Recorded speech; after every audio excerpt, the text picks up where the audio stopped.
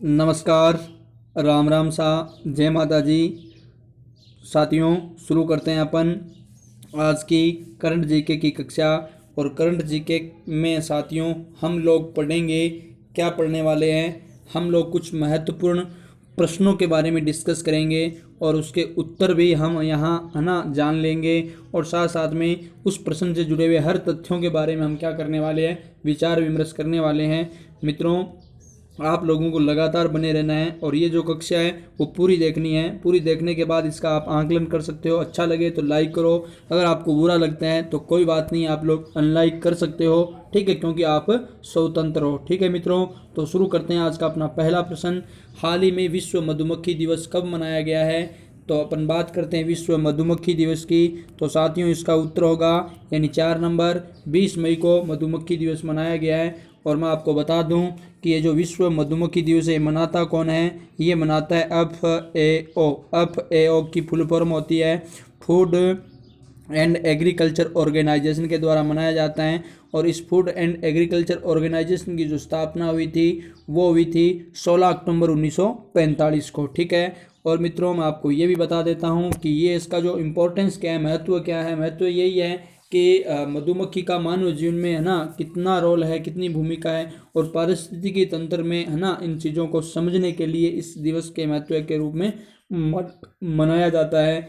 और एक चीज़ मैं आपको ये भी बता देता हूँ, अब की बार इसकी थीम क्या है? Be engaged. Be engaged, engaged. ठीक है, इसकी क्या है? फुल फॉर्म है। और ये भी जानना चाहिए आपको, ये है ना 20 मई को ही क्यों मनाया जाता है? तो 20 मई को ये ध्यान रखना, एक विद्वान थे 20 एंटोन, ध्यान रखना एंटोन जानसा, तो उनका क्या ये जन्म दिवस के रूप में 20 मई को मनाया जाता है। तो ये बहुत ही इंपॉर्टेंट बात है, आपको याद रखनी चाहिए। ये था है ना हाल ही में विश्व मधुमक्खी दिवस जो कि 20 मई को मनाया गया। अब अपन साथियों अपने नेक्स्ट प्रश्न के ऊपर विचार करते हैं।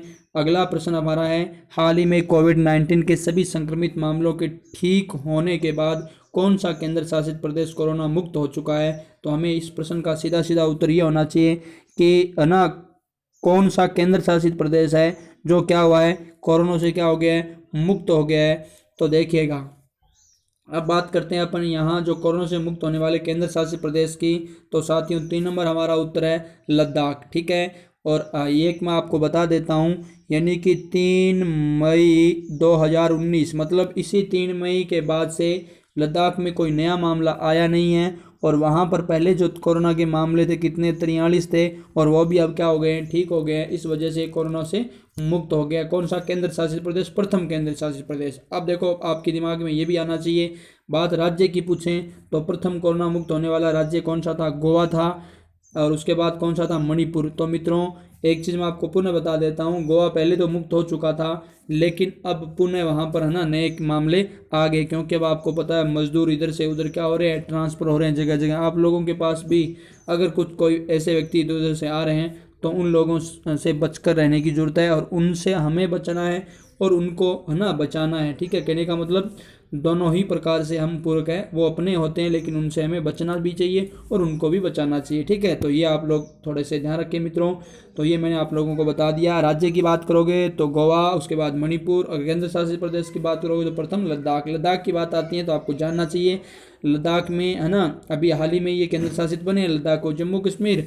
और वहाँ के उपराज्यपाल की बात करें लद्दाख की तो RK माथुर यानी राधा कृष्ण माथुर है। और मित्रों हाल ही में मैंने आपको बता रखा है कि 7वीं आइस हॉकी चैंपियनशिप का आयोजन भी कहाँ पर हुआ था? लद्दाख में हुआ था। तो ये अपना महत्वपूर्ण प्रश्न था। अब अपने प्रश्न की ओर आगे बढ़ते हैं। अगला प्रश्न हमारा है कि हाल ही में 2019 का एलेक्जेंडर डेली रिम्पेल अवार्ड किसने जीता था? तो साथियों इनमें से कोई हमारा विकल्प होगा, डेली रिम्पेल अवार्ड किसने जीता था? तो मित्रों इसका उत्तर हमारा होगा 1 नंबर विकल्प है वो सही है, वाइस एडमिरल विनय बधवार ने ना, वाइस एडमिरल विनय बधवार ने। तो कह सकते हैं अपन लोग पहला ही उत्तर हमारा सही है।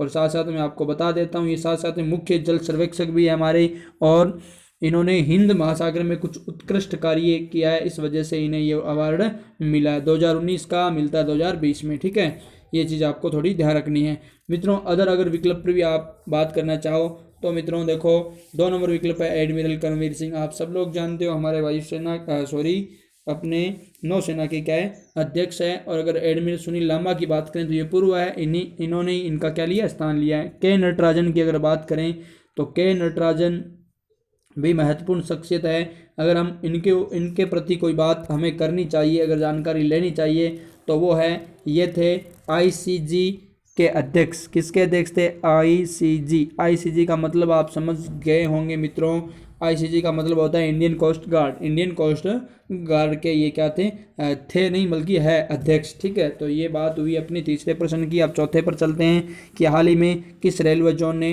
कोविड मरीजों के लिए रेलबोट रोबोट विकसित किया है। तो ध्यान रखना, इनमें से अब बात आती है किस रेलवे जोन ने ऐसा काम किया है। तो रेलवे जोन की अगर अपन बात करेंगे तो अब नीचे ऑप्शन है, इन्होंने क्या किया, कोविड मरीजों के लिए रेल बोट रोबोट, मतलब एक ऐसा रोबोट विकसित किया है ताकि उससे क्या हो, हेल्प मिले। और वो क्या करेगा, मतलब जो मरीज होते हैं उनको हर प्रकार की चीज़ों की आवश्यकता होती है, तो सारी चीज़ें रोबोट के माध्यम से पहुंचाना है। कहने का मतलब कम से कम है ना संपर्क में आए हम लोग, है ना, अन्य लोग उन मरीजों के। इस प्रकार के प्रबंधन के बहुत सारे ऐप हैं, बहुत सारे है ना रोबोट, कई प्रकार की तकनीकियाँ, हर प्रकार की तकनीकियाँ विकसित की जा रही है। तो ये भी आप लोग ध्यान रखें। लेकिन अब अपन इस प्रश्न पर बात करते हैं रेलवे जोन की, यानी हमारा यहाँ का उत्तर नंबर होगा 2, दक्षिण मध्य रेलवे। और साथ में ये भी ध्यान रखना, दक्षिण मध्य रेलवे का जो मुख्यालय है मित्रों वो कहाँ पर है, तो वो आप लोगों को नहीं बोलना है ना, सिकंदराबाद में। कहाँ पर है, सिकंदराबाद में। अब मैं एक चीज़ आपको और बता देता हूँ, है ना, ये कोविड-19 के मरीजों के बेहतर सुविधा के लिए ये काम किया गया है।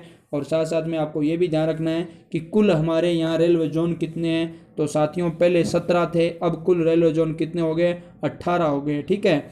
अगर बात करें यहाँ अन्य ऑप्शनों की, ऊपर देखो ये विकल्प आया है कि दक्षिण जो रेलवे है, भाई हमारे पास एक विकल्प आया है दक्षिण रेलवे, तो इसका मुख्यालय कहाँ पर है, चेन्नई में। कहाँ पर है, चेन्नई में इसका मुख्यालय है। अगर बात करें अपने तीसरे विकल्प की, दक्षिण पूर्व रेलवे है, तो दक्षिण पूर्व जो रेलवे है उसका जो मुख्यालय है वो कोलकाता में है। कहाँ पर है, कोलकाता में। और अगर दक्षिण पूर्व मध्य की अगर बात की, दक्षिण पूर्व मध्य की, तो मित्रों ये है छत्तीसगढ़ में। कहाँ पर है, छत्तीसगढ़ में, ठीक है। तो ये आप साथ साथ में थोड़ी थोड़ी जानकारी आज आपको शायद इसके बारे में नहीं मिली होगी, तो धीरे धीरे अब ये सोचते हो कि पहली बार में नहीं याद होगा, अरे मैं आपको कितनी बार बताऊंगा, आपको हर हाल में याद होना ही पड़ेगा, ठीक है। तो अब अपन शुरू करते हैं अपने एक और इम्पोर्टेंट प्रश्न की ओर बढ़ते हैं। अगला प्रश्न हमारा 5वां है कि हाल ही में इंडियन स्टील एसोसिएशन ISA का नया अध्यक्ष किसे नियुक्त किया गया, यानी इनमें से किसी एक व्यक्ति को इनका क्या नियुक्त किया गया है, अध्यक्ष नियुक्त किया गया है। तो यहाँ अपना पहला ही उत्तर आएगा, है ना, दिलीप जो ओमान है उनको इंडियन स्टील एसोसिएशन के क्या नियुक्त किया गया है, अध्यक्ष नियुक्त किया गया है। ध्यान रखना, इंडियन स्टील एसोसिएशन जो हमारे सामने है। अब अपन बात करते हैं मित्रों दिलीप ओमान की, तो इसे 2 साल के लिए नियुक्त किया गया। कितने साल के लिए, 2 साल के लिए। जब इंडियन स्टील की बात आई है तो सबसे बड़ी स्टील कंपनी की अगर बात करें तो वो अपनी हो जाएगी कौन सी, JSW। ध्यान रखना भाई, JSW। और उसके ब्रांड जो एम्बेसडर है वो किसे नियुक्त किया गया था, वो भी आप सब लोग जानते होंगे, ऋषभ पंत को, ठीक है। किसको, ऋषभ पंत को उसका ब्रांड एम्बेसडर नियुक्त किया गया है सबसे बड़ी स्टील कंपनी का, ठीक है। तो मित्रों ये भी महत्वपूर्ण है। अब अगर बात आती है अन्य विकल्पों की, अन्य विकल्प है प्रमोद अग्रवाल, तो ये हमारे कोल इंडिया के क्या है, अध्यक्ष है। मैंने आपको बताया अध्यक्ष नहीं बल्कि CEO है। क्या है, CEO, चीफ एग्जीक्यूटिव ऑफिसर, मतलब अधिकारी ना, मुख्य कार्यकारी अधिकारी, ठीक है। तो ये है कोल इंडिया के प्रमोद अग्रवाल। अगर अरविंद कृष्णा की बात करें तो IBM के ये क्या है, CEO है। अगर अपन बात करें राजीव बंसल की, तो ये एयर इंडिया के CEO है ना। ये किसके हैं, एयर इंडिया के CEO है भाई, किसके, एयर इंडिया के CEO। अरविंद कृष्णा की हमने बात की, अरविंद कृष्णा ये किसके CEO है, IBM के। और प्रमोद अग्रवाल किसके, कोल इंडिया के, ठीक है। तो ये महत्वपूर्ण जानकारी हमारे पास इकट्ठी हुई। अब अपन अगले यानी अपने 6 नंबर प्रश्न पर विचार करते हैं कि हाल ही में केंद्रीय मानव संसाधन विकास मंत्रालय ने कौन सा मोबाइल ऐप लॉन्च किया है। कहने का मतलब थोड़ी सी चीज़ें रिवीजन हुई है, लेकिन देखिएगा कि हाल ही में केंद्रीय मानव संसाधन विकास मंत्रालय ने कौन सा मोबाइल ऐप लॉन्च किया। अब हमें ये नाम बताना है कि ये जो मोबाइल ऐप है ये कौन सा है, ठीक है। अब देखिएगा साथियों, एक पहला ऐप नेशनल टेस्ट अभ्यास, दूसरा युक्ति, तीसरा कर्तव्य, चौथा आरोग्य सेतु। आप इन सभी ऐपों के बारे में जानते हो, ये पहला ही नया है जिसके बारे में आप नहीं जानते हो, तो यही उत्तर है। नेशनल टेस्ट अभ्यास को है ना जारी किया गया HRD मंत्रालय के द्वारा, है ना, ये ऐप लॉन्च किया गया है।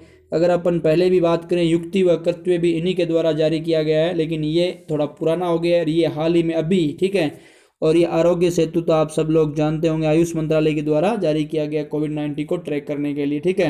तो एक चीज़ मैं आप लोगों को बता देता हूँ, नई गाइडलाइन के अनुसार आरोग्य सेतु ऐप क्या कर दिया गया, कंपलसरी, अनिवार्य कर दिया गया। तो आप सभी लोगों के पास मोबाइल में ये ऐप तो ज़रूर होगा, ठीक है।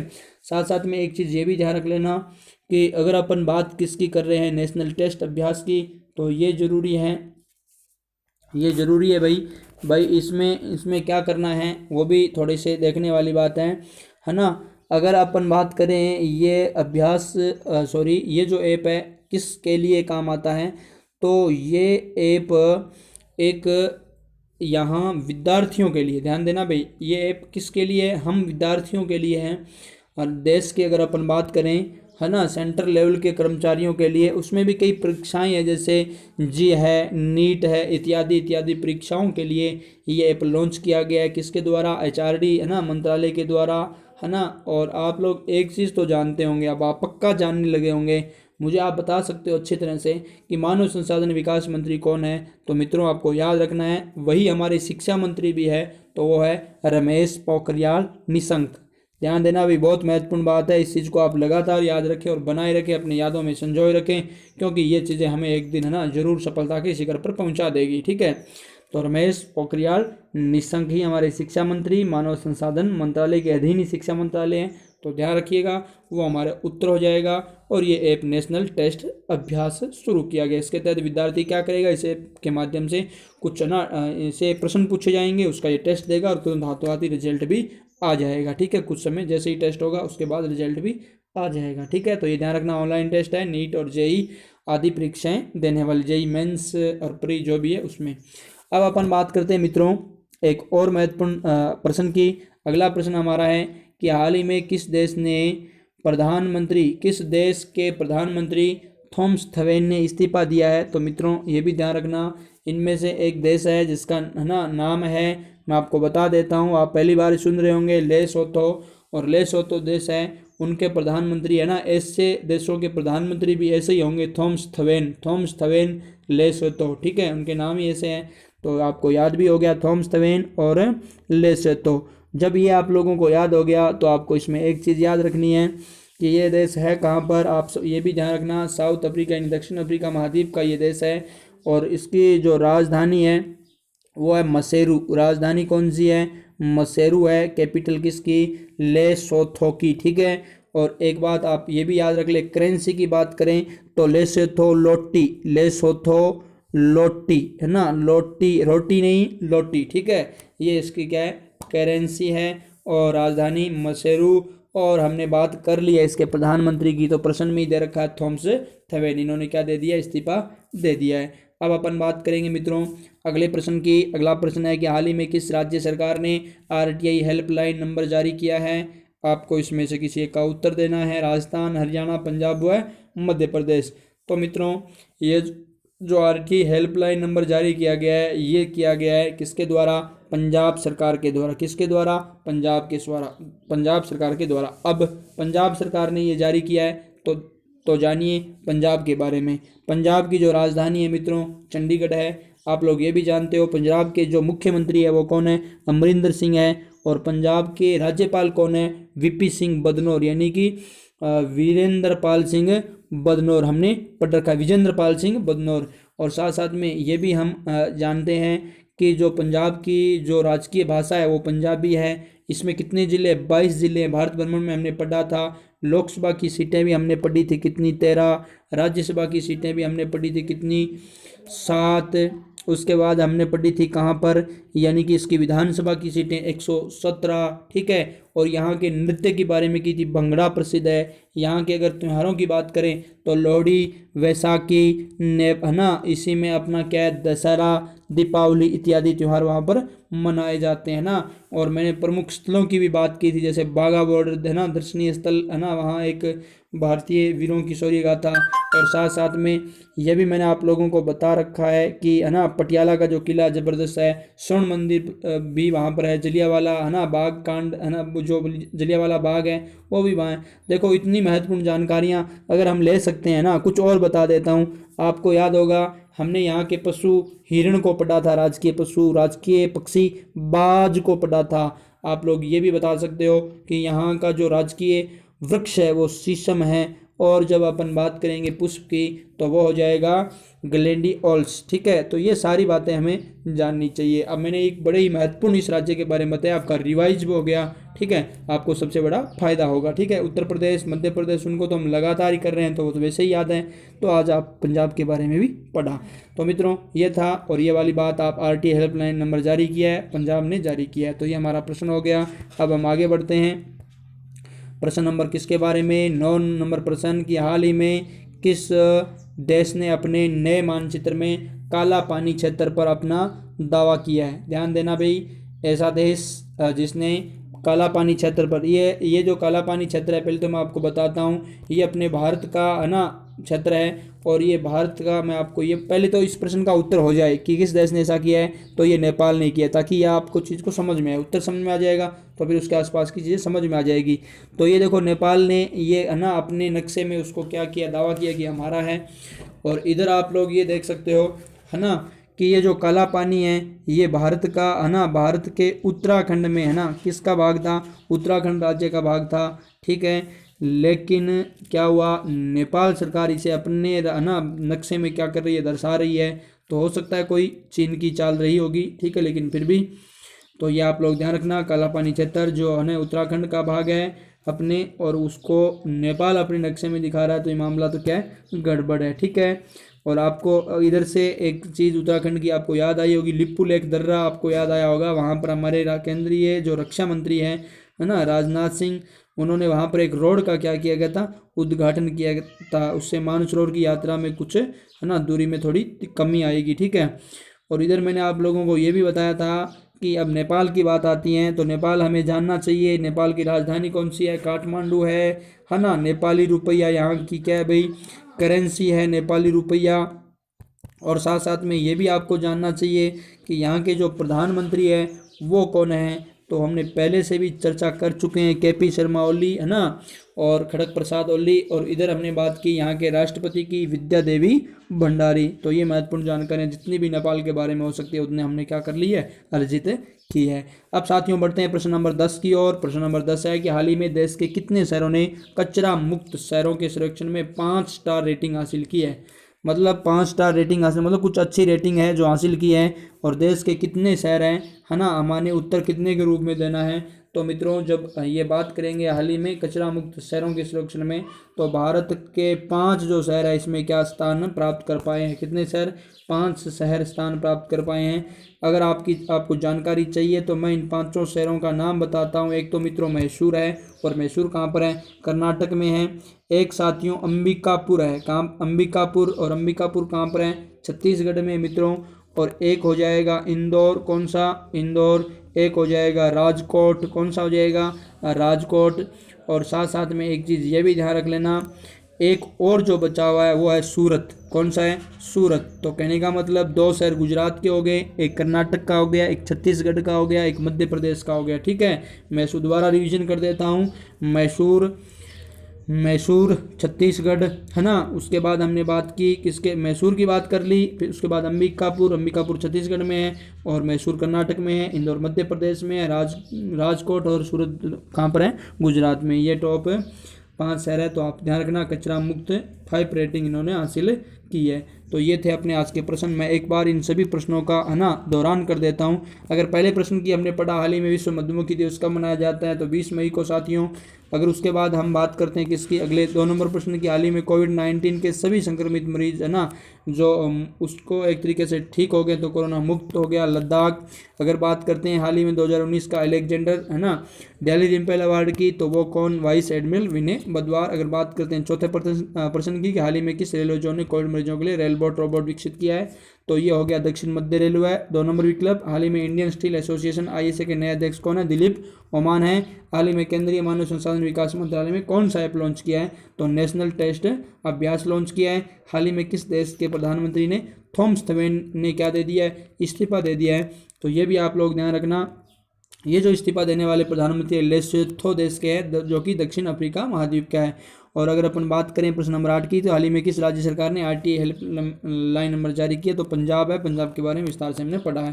प्रश्न नंबर 10 की बात करें, तो हाल ही में किस देश ने अपने नए मानचित्र में काला पानी क्षेत्र में अपना दावा किया है, तो ये दावा किया किसने, नेपाल ने। ठीक है, सारी बात मैंने आपको बताई। प्रश्न नंबर 10, कितने शहर है जो है ना कचरा मुक्त सर्वेक्षण के 5 रेटिंग में है ना दर्जा प्राप्त किया है, तो वो कितने हैं, 5 शहर है। 5 शहरों का मैंने नाम बताया आपको, मैसूर है ना मैसूर, अंबिकापुर, इंदौर, राजकोट और सूरत। ठीक है, ये थे अब आज के लिए आपका प्रश्न। बहुत सरल है प्रश्न, बीते दिनों का है, थोड़ा सा पुराना हो गया, मतलब 5-7 दिनों का हो गया है, 10 दिन हो सकते हैं। कि हाल ही में हैशटैग हम हार नहीं मानेंगे गीत को किसने लॉन्च किया, कल ही हमने बात की थी है ना, जयंतु जयतु भारतम, उस गीत को लॉन्च किया था, वो भी हमने बात की थी। बहुत सारे कलाकारों ने मिलकर किया था, उसकी संख्या भी हमने बात की थी है ना, 211 के आसपास, पूरी 211। लेकिन अब हमें ध्यान रखना है ये किसने शुरू किया, गीतों की बात आई है कि हैशटैग हम हार नहीं मानेंगे गीत को किसने लॉन्च किया। आपको बताना है RBI बैंक ने किया, या SBI बैंक ने किया, या HDFC बैंक ने किया, या ICICI ने किया। उत्तर इनमें से कोई एक होगा मित्रों, आप अच्छा सा उत्तर देना। और उसके बारे में जितनी भी जानकारियाँ इस प्रश्न के बारे में आप रखते हो आसपास की हर एक शब्द की, तो आप देना। अगर आप लोगों को समय है, कुछ अभ्यर्थी अच्छा प्रयास कर रहे हैं, दे रहे हैं, और मैं आपको निश्चित बता देता हूँ वो लोग जो अभ्यास कर रहे हैं उसका जो है ना जो प्रयास कर रहे हैं वो कभी भी निरर्थक नहीं जाएगा। और एक चीज़ मैं आपको बता देता हूँ, ठीक है, आप लोग ये मत सोचा करो कि दूसरा व्यक्ति कमेंट कर रहा है या नहीं कर रहा है, या ये कर रहा है वो नहीं कर रहा है, वो इतना कर रहा है। आप खुद पर निर्भर हो, आपको पता है मंजिल आपकी है, लक्ष्य खुद आपको अकेले को ही मिलने वाला है।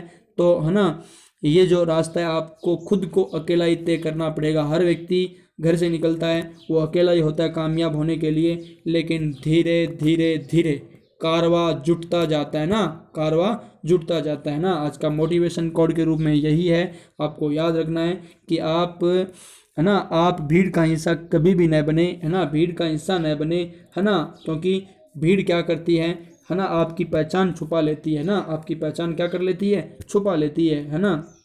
तो ये थोड़ा सा ध्यान रखना, है ना, आपको सम्मान तो देती है लेकिन आपकी पहचान छुपा लेती है। कहने का मेरा तात्पर्य है आपको अलग चलना है तो कुछ अलग करके दिखाना। साथियों, काफ़ी समय है ना हमने ले लिया है, तो आप लोगों को निरंतर इसका अध्ययन करना है मित्रों, है ना, इसी शुभेच्छा के साथ कि आप लोग है ना हमेशा हंसते रहो, खुश रहो, मुस्कुराते रहो, घर पर ही रहो और खुश रहो। साथियों, मैं इसी आशा और विश्वास के साथ आज की कक्षा को संपन्न करता हूँ। जय हिंद, जय भारत, वंदे मातरम।